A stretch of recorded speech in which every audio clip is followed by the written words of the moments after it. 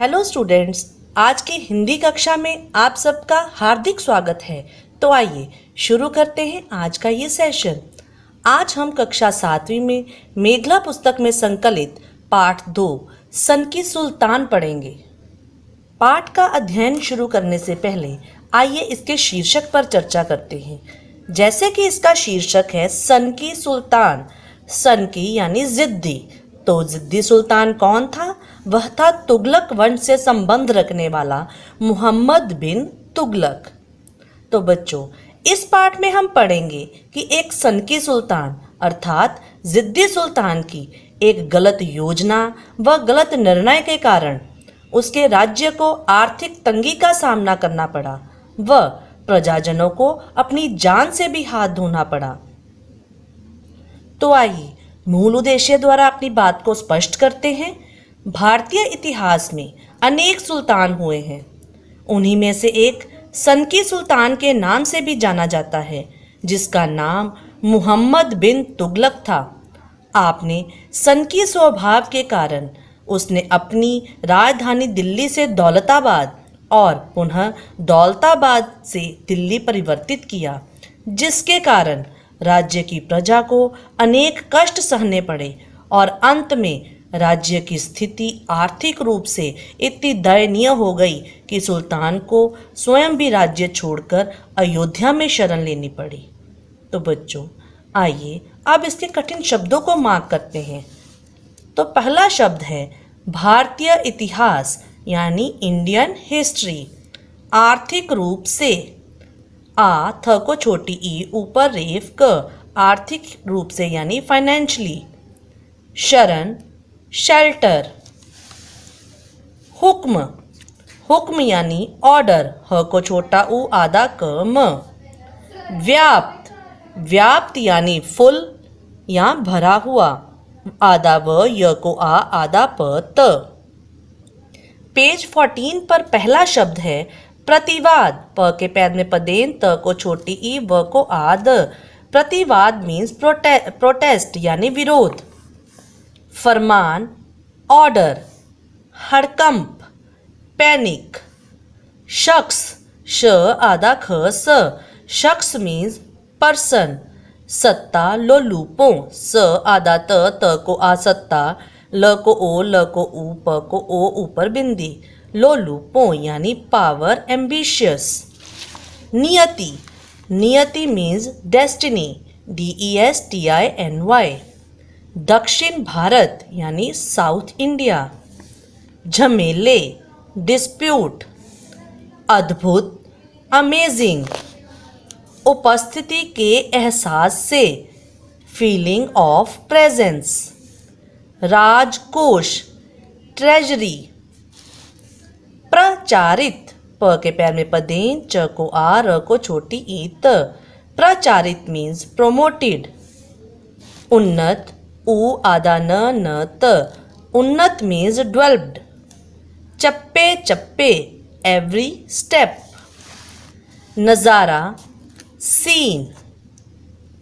प्रफुल्लता प के पैर में पदेन फ को छोटा ऊ आधा ल त को आ। प्रफुल्लता मीन्स हैप्पीनेस। तो आइए चलते हैं पेज नंबर 15 पर। तामील के लिए टू ओबे। अंत फाइनली। लंगड़ा लेम। अंधा ब्लाइंड। तो आइए अब हम इसकी रीडिंग शुरू करते हैं। राज दरबार सजा हुआ था, तभी सुल्तान मोहम्मद बिन तुगलक का प्रवेश हुआ। सुल्तान ने भरे दरबार में हुक्म दिया 3 दिन के अंदर दिल्ली के सभी लोगों को दिल्ली छोड़कर दौलताबाद चले जाना होगा। 3 दिन के बाद यदि कोई व्यक्ति दिल्ली के अंदर दिखाई दिया तो उसकी गर्दन धड़ से अलग कर दी जाएगी। यानी सुल्तान का आदेश था कि 3 दिन में दिल्ली खाली हो जाए। राज दरबार में सुल्तान का हुक्म सुनते ही दहशत का माहौल व्याप्त हो गया, यानी चारों ओर आतंक फैल गया। किसी को भी इसका प्रतिवाद करने का साहस नहीं हुआ, यानी सुल्तान की बात करने का विरोध किसी में ये साहस नहीं था। सभी जानते थे कि यह सनकी सुल्तान जो सोचता है उसे ठीक मानकर लागू करने की जिद कर लेता है, और जो इसका विरोध करने की सोचता है तो उसे मौत के घाट उतार देता है।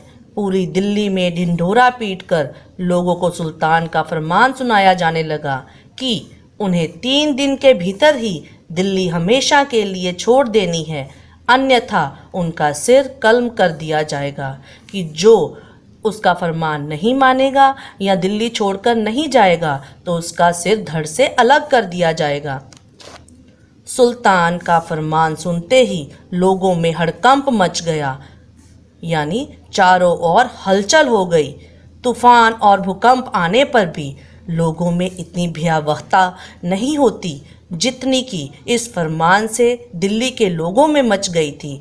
यानी तूफान या भूकंप की खबर सुनने पर लोग इतना नहीं डरते जो कि एक सुल्तान का आदेश सुनने पर डर गए, क्योंकि वे जानते थे कि 3 दिन बाद यदि वे शहर में दिखे तो उनकी गर्दन सचमुच ही सलामत नहीं रहेगी।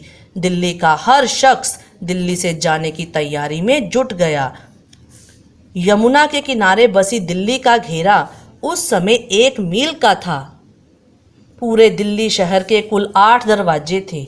दिल्ली सत्तालुलोपों के आकर्षण का केंद्र थी, यानी दिल्ली पर हर कोई हुकूमत करना चाहता था, वहाँ राज्य करना चाहता था। लेकिन दिल्ली वासियों को दिल्ली से खासी मोहब्बत थी। पूर्वजों की ज़मीन छोड़ने से पहले उनका कलेजा रो रहा था, यानी उनके बड़े बुजुर्ग जहाँ रहे थे वह उस जगह को नहीं छोड़ना चाहते थे, किंतु उनकी नियति सुल्तान के हुक्म के साथ बन गई थी। अब उनका भाग्य केवल हुक्म मानना था। जाहिर था कि यदि वह दिल्ली नहीं छोड़ते हैं तो उन्हें दुनिया को छोड़ना पड़ेगा, यानी सुल्तान उन्हें मार देगा। दिल्ली छोड़ने का एक प्रमुख कारण भी था। मोहम्मद बिन तुगलक ने दक्षिण भारत के रोज रोज के झमेले को खत्म करने के लिए एक अद्भुत उपाय सोचा था कि यदि राजधानी को दिल्ली से देवगिरी लाया जाए तो दक्षिण के उत्पात यानी वहाँ के लड़ाई झगड़े स्वयं ही उसकी उपस्थिति के एहसास से बंद हो जाएंगे। इसीलिए उसने देवगिरी को नई दिल्ली बनाने का आदेश दे दिया। इसके लिए उसने राजकोष को खुलकर प्रयोग करने की छूट दे दी। राजधानी बन जाने पर इसका नाम रखा दौलताबाद। यही उसका गलत निर्णय था, यही उसकी गलत योजना थी कि दक्षिण तक फैले अपने साम्राज्य, जहां उसके नियुक्त किए गए मंत्री अपना अधिकार जमाने की कोशिश में थे और बार बार शत्रु वहां से हमला भी करते थे। उसने सोचा कि क्यों ना देवगिरी को वहां की राजधानी बना दिया जाए। वह वहां स्वयं जाने की बजाय दिल्ली की प्रजा को भी वहां ले जाना चाहता था। यही उसका गलत निर्णय था। दिल्ली वासियों में प्रचारित किया गया कि दौलताबाद बहुत उन्नत है, यानी पूर्ण रूप से विकसित है। वहाँ चप्पे चप्पे पर दौलत बिछी हुई है। दौलताबाद जाने वाले हर शख्स को सल्तनत की तरफ से हर प्रकार की सुविधाएं दी जाएंगी कि जो लोग वहां जाकर बसेंगे उन्हें हर प्रकार की सुख सुविधा दी जाएगी। यही लोगों को लालच देकर देवगिरी यानी दौलताबाद लेके जाया गया। 3 दिन बाद जब सुल्तान सुबह के समय महल की छत पर खड़े खड़े पूरी दिल्ली का नज़ारा देख रहा था तो उस समय उसे कहीं भी कोई हलचल दिखाई नहीं दी। पूरी दिल्ली शमशान बनी हुई थी, क्योंकि सब लोग दिल्ली छोड़कर जा चुके थे। चारों ओर चुप्पी छाई थी। सुल्तान ने वजीर को तुरंत खिदमत में हाजिर होने का आदेश भिजवाया। वजीर डरते डरते उसके सामने आया। उसने वजीर से कहा, क्या सभी उल्लू दिल्ली छोड़कर चले गए? सुल्तान के चेहरे पर प्रफुल्लता थी। चारों ओर चुप्पी देखकर, शांत माहौल देखकर वह खुश था कि सभी लोगों ने उसके आदेश का पालन किया है। हाँ खुदाबंद, वजीर ने सिर झुकाकर उत्तर दिया। महल की छत पर से मुझे कहीं भी धुआं दिखाई नहीं दिया। यानी धुआं दिखाई देने से तात्पर्य कि अगर कोई धुआं दिखाई देता है तो इसका मतलब कोई ना कोई इंसान अभी दिल्ली में मौजूद है, लेकिन उन्हें कोई भी धुआं चारों तरफ से उठता नहीं दिखाई दिया। जहां धुआं वही इंसान। लेकिन तुम फिर से पूरे शहर की तलाशी ले डालो, कहीं कोई छिपा ना हो। एक बिल्ली भी दिल्ली में नहीं रहनी चाहिए। सुल्तान का हुक्म पाते ही वजीर उस पर तामील करने के लिए रवाना हो गया, यानी उसके हुक्म का पालन करने के लिए वहां से चला गया। पूरी दिल्ली में चप्पे चप्पे पर लोगों की खोजबीन होने लगी, यानी लोगों की तलाश शुरू हो गई, कहीं कोई व्यक्ति रह ना गया हो। अंत में एक गली में दो व्यक्ति छिपे मिले। उनमें से एक लंगड़ा था तो दूसरा अंधा।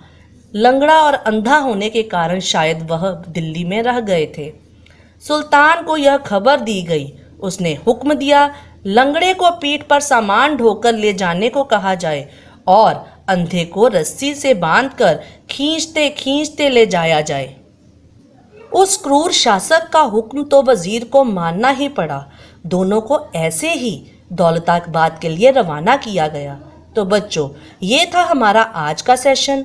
अगले सेशन में हम पढ़ेंगे कि कैसे दिल्ली की प्रजा, दिल्ली की जनता दौलताबाद तक किन कठिनाइयों का सामना करते हुए पहुंची और वहां किन समस्याओं का उन्हें सामना करना पड़ा। तब तक आप पेज 13, 14 और 15 की अच्छी तरह से रीडिंग करिएगा और दिए गए कठिन शब्दों को दोबारा से दोहराइएगा। अब हम अगले सेशन में मिलेंगे। धन्यवाद।